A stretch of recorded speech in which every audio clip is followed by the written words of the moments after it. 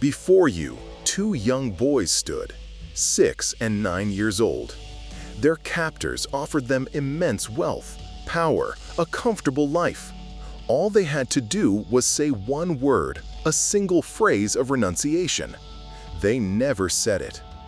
Outside, the icy December winds howled.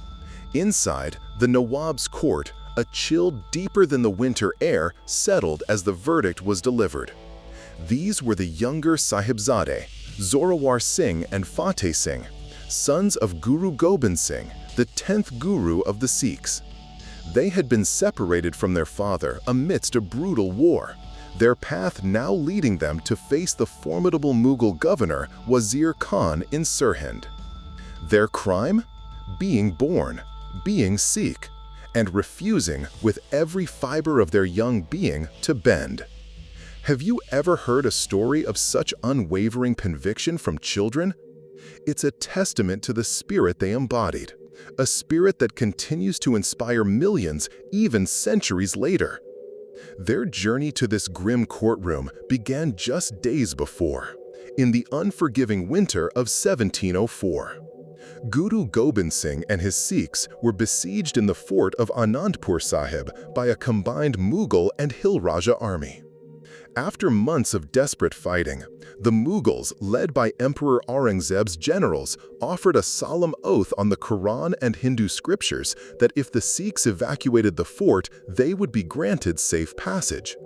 Guru Gobind Singh, though wary, agreed under the pressing pleas of his own Khalsa, the pure ones, initiated Sikhs who had pledged themselves to truth and righteousness.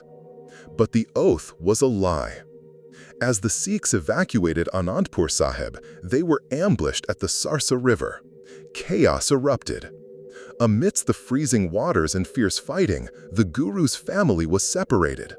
His two elder sons, Sahibzada Ajit Singh and Jujhar Singh, remained with him, destined for their own heroic last stand at Chamkar.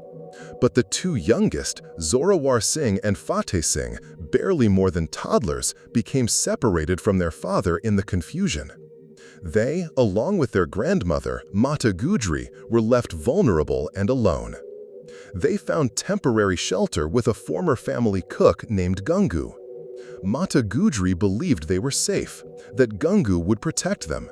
But the promise of gold, a reward offered by the Mughals for the Guru, proved too strong for Gangu's loyalty. He betrayed them.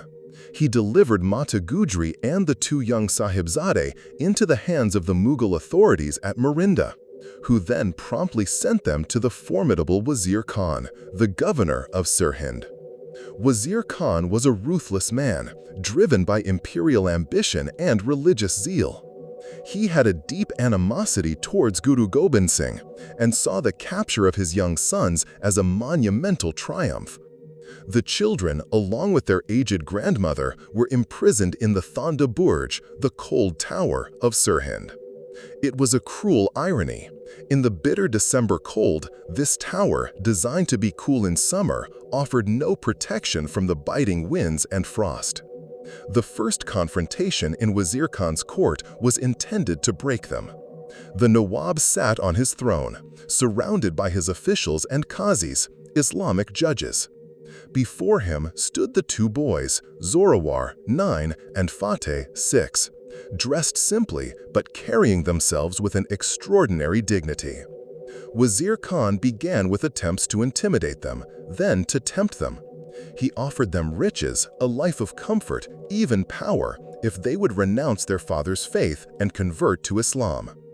Wazir Khan's advisor, Suchanand, a Hindu courtier, was particularly venomous. He warned Wazir Khan not to trust these children, likening young snakes to old ones. He pushed for extreme measures. But the boys, instead of showing fear, instead of pleading for their lives, stood firm. Their eyes, clear and resolute, met Wazir Khan's. They declared themselves sons of Guru Gobind Singh, staunch Sikhs, and would never abandon their faith. Their words, delivered with a calm courage that belied their age, stunned the court into silence. The choice presented was stark: convert and live a life of privilege, or refuse and face certain, horrific death. Imagine the psychological pressure on children so young. They were offered the world, a life free from the cold, the fear, the hunger they had just endured. But they saw through the illusion. They understood, instinctively, the value of their convictions. They had been raised on stories of Sikh gurus and martyrs who had chosen death over dishonor. Their unwavering resolve was astonishing. Each time they were brought before Wazir Khan, they were offered the same temptations, subjected to the same threats. And each time, their answer was the same, a resounding, dignified no. They would not betray their father, their family, or their guru.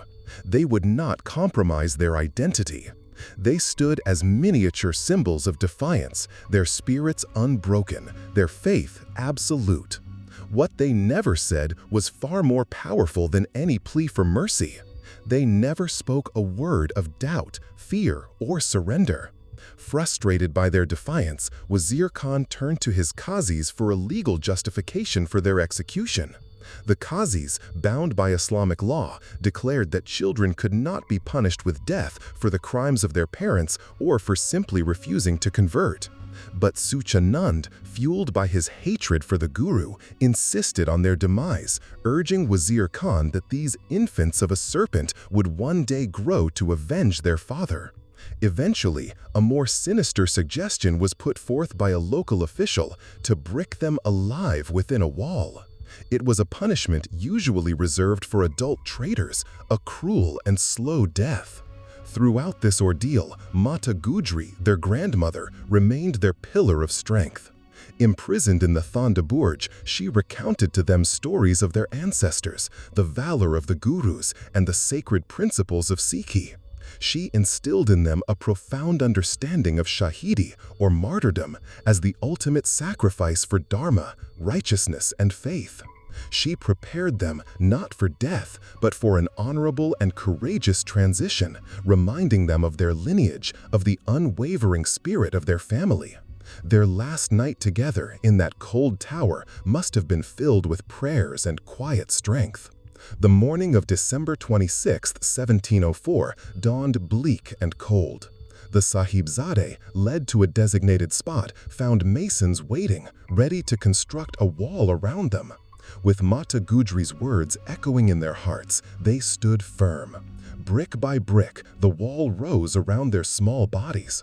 There was no struggle, no scream, no plea. Not a tear, not a whisper of regret escaped their lips. Their faces, described in historical accounts, remained serene, even radiant. Their silence was not one of terror, but of profound acceptance and indomitable courage. The wall eventually reached their shoulders, then their necks. They were suffocated, their young lives extinguished not by a sword, but by a chilling monument to hatred and tyranny. Their Shahidi, their martyrdom, was complete. As news reached Mata Gujri in the Thanda Burj, she too passed away, her spirit joining her grandson's. It was an act of cruelty that would forever stain the name of Wazir Khan and remain a pivotal, tragic moment in Sikh history. Yet, even in this darkest hour, humanity flickered. Diwan Todar Mal, a wealthy Jain merchant and a devout follower of Guru Gobind Singh, was devastated by the news. He sought permission to retrieve the bodies for cremation. Wazir Khan, to spite him, demanded that he pay for the necessary land by covering the entire required area with gold coins stacked vertically. Undeterred, Diwan Todar Mal emptied his entire treasury, covering the land for their cremation, creating what would later become the sacred Gurudwara Fateh Gar Sahib, a Gurudwara being a Sikh house of worship. The sacrifice of Sahibzada ZorawarSingh and FatehSingh was not merely a tragic event, it was a profound declaration. They were children, but in their refusal to compromise, in their unwavering faith, they became giants. What they never said, the words of fear, of doubt, of capitulation, speaks louder than any sermon. It showed the world that true faith cannot be bought, cannot be threatened, cannot be bricked away. Their Shahidi cemented the spirit of the Khalsa, demonstrating that conviction, conscience, and freedom of belief were principles worth dying for, even for the youngest of Sikhs. Their legacy is not one of sorrow, but of inspiring courage that continues to illuminate the path for all who seek justice and truth.